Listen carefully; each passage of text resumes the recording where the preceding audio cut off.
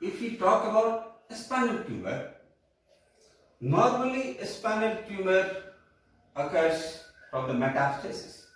The bony tumor somewhere else.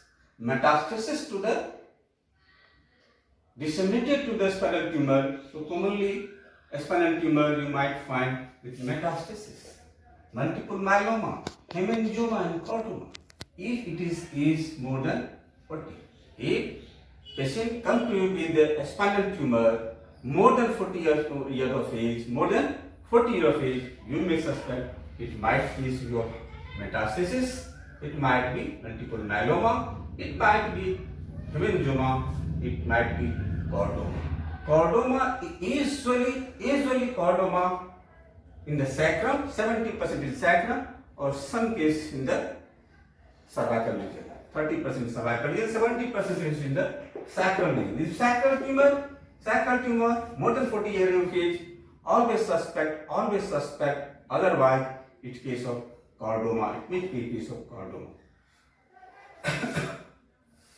If age is less than 30, then you might think histiocytosis, hemangioma, osteoblastoma, osteoblastoma, or ABC, aneurysmal bone cyst. If its age is less than 30, you can suspect of histiocytosis, hemangioma, osteoblastoma, osteoblastoma, and ABC. If X-ray is in the vertebral body, it might be histiocytosis or hemangioma. If it is in the posterior element, it is in the spine, it is in lamina, it might be a case of osteoma, osteoblastoma, or ABC. Some tumor present with multiple lesions, not a solitary lesion. Normally, bone tumor presents with a solitary lesion, but some bone tumor presents with the multiple lesions at the same time. So, what are the possibilities of multiple lesions? It might be histiocytosis, it might be inchondroma, it might be osteochondroma, it might be fibrous dysplasia, it might be multiple myeloma, it might be metastasis. Metastasis can be involved with different areas of the part. Hemangioma and hyperparathyroidism. You may some tumor you will find some lactic lesion is there, punch lesion is there you find, but in the multiple level. So you might think it is a hyperparathyroidism, might be in case of hyperparathyroidism.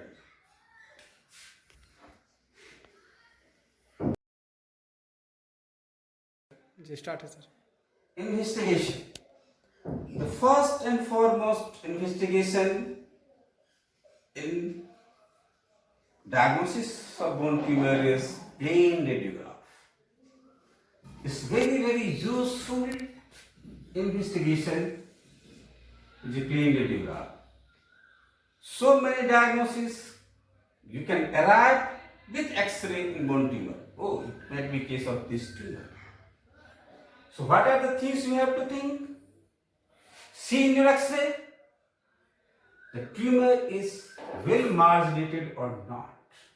If the tumor is well marginated, it might be case of benign tumor.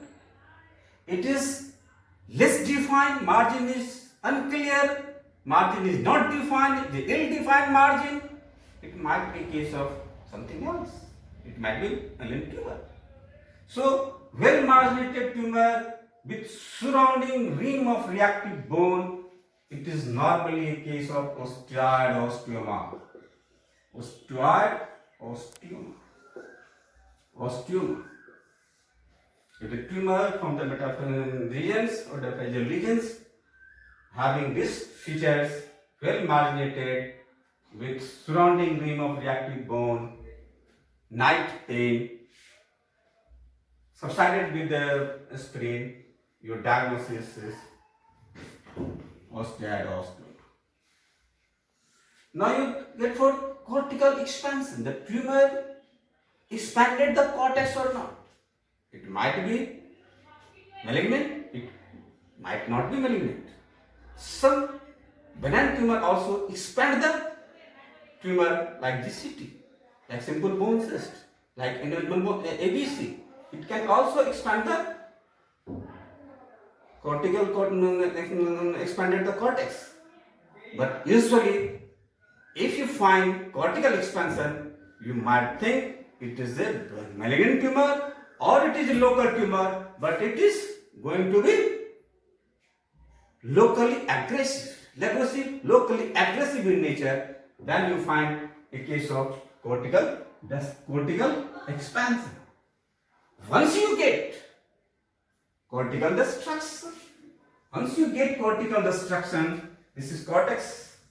Cortex is there. Tumor is well defined here. Two problems. If the tumor expanded the areas, it means it's something wrong. But it breaks the tumor. It breaks the cortex. Cortical break is there. Then it might be a case of malignant tumor.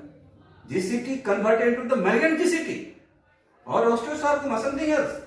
So this is very important. Cortical destruction is very important. So always look for cortical destruction. Always look for margin is defined or undefined. Is cortical expansion. And fourth one is very important. You look for periosteal reaction. If there is a periosteal reaction, finding the periosteal reaction, you might think it might be a case of simple infection. Chronic osteomyelitis. Perhaps we have discussed in the previous chapter. The chronic osteomyelitis lead to periosteal reaction. There is some bone formation above the cortex due to periosteal reaction. So this periosteal reaction you might find in the case of chronic osteomyelitis. So you can confuse infection with the tumor. So you always think for that. So if there is a multiple cortical expansion, multiple periosteal reaction, if you find multiple cortical expansion, the onion peel, just like onion is, just you take the onion and peel by peel, one part or two parts of peel. So if you find onion peel appearance of the periosteal reaction, it might be case of Ewing sarcoma. Onion peel appearance you find, it's case of Ewing sarcoma, may confuse with osteomyelitis. So further diagnosis, it is other parts. If you find Codman triangle or sunburst pattern, simply once the cortex get braced, tumor come into this periosteal region. So it expands the periosteum, and some bone is formed here. Some bone is formed like this. This is Codman triangle. So normal cortex, periosteum, in between there is a bone. So this is periosteal stripping. Periosteum is it. So this is Codman triangle. Triangle is here. Triangle is formed. So this is Codman triangle or sunburst appearance. So many like the tissues or Sarpi fiber. So tissue, this periosteum is attached with the cortex with some fibers, which is one called Sarpi fiber. To see if the tumor crossing through the Sarpi fiber, tumor crossing through the fiber and the blood vessels, then it is called. It looks like an sun ray. So it is called sunburst appearance. If you find sunburst appearance, if you find Codman triangle, then you might suspect it case of this is malignant tumor. It is a malignant tumor. Usually you find in osteosarcoma. Usually find in osteosarcoma, but you may find in other malignant tumors also.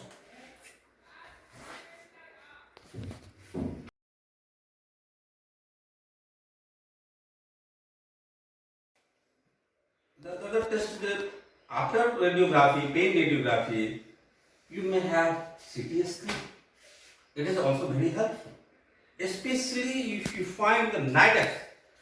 In case of osteoblast, you find to delineate the cortical bridge. You delineate that margin is defined or undefined. So in that case, if you should do CT scan after radiography, you may have some valuable information you gather with the help of CT scan. And one is MRI.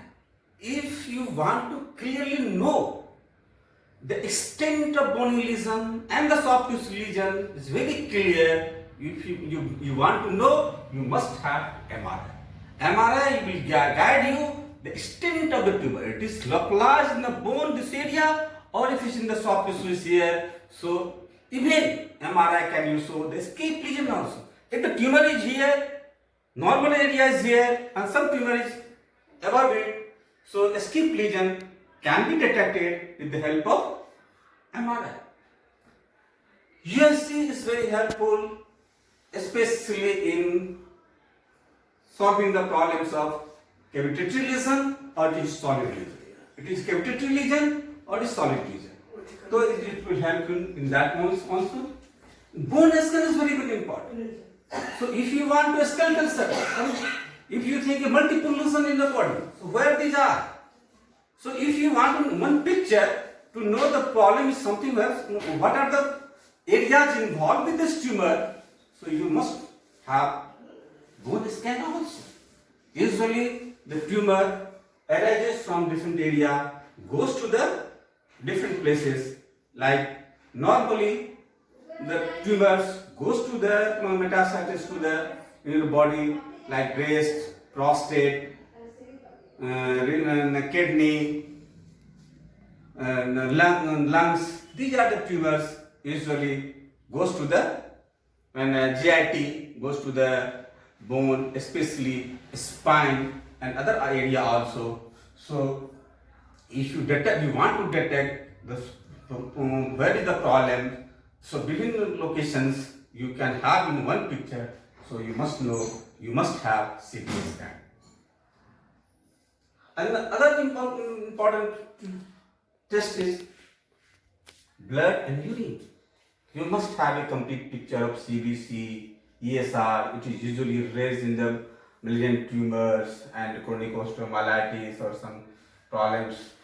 So you must have a clear picture of, in case of some bony problem, but you are thinking for something else, or CT or CBC is thinking, oh, the leukocyte count is very high. It might be some bone marrow pathology is there. So you must have a clear picture of that. So you must have a serum electrophoresis. In case of multiple myeloma, you must have a serum electrophoresis. If serum electrophoresis is positive, it might be a case of multiple myeloma. You must have a PSA test, prostate specific antigen. The tumor is coming from the prostate, so you must have a prostate specific antigen. If you find that calcium is high, hypercalcemia, it might be metastasis, multiple myeloma, or it might be a case of simple hyperparathyroidism.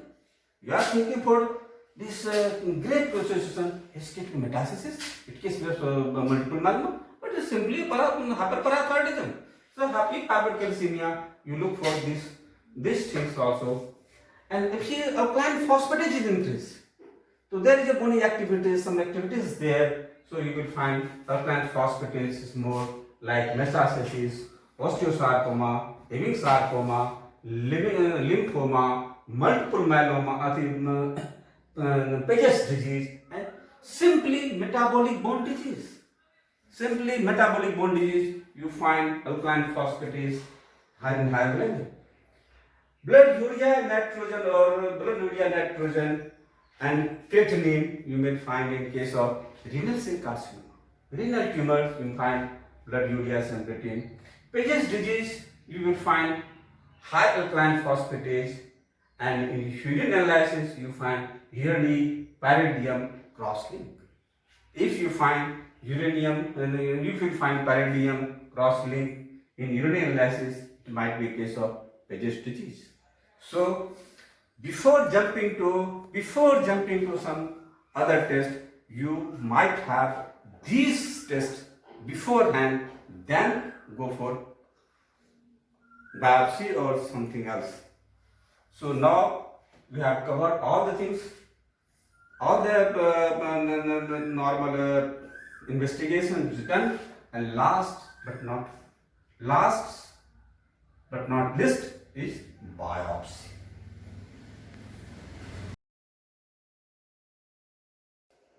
Last but not the least, the very important test in diagnosis of bone tumor is biopsy.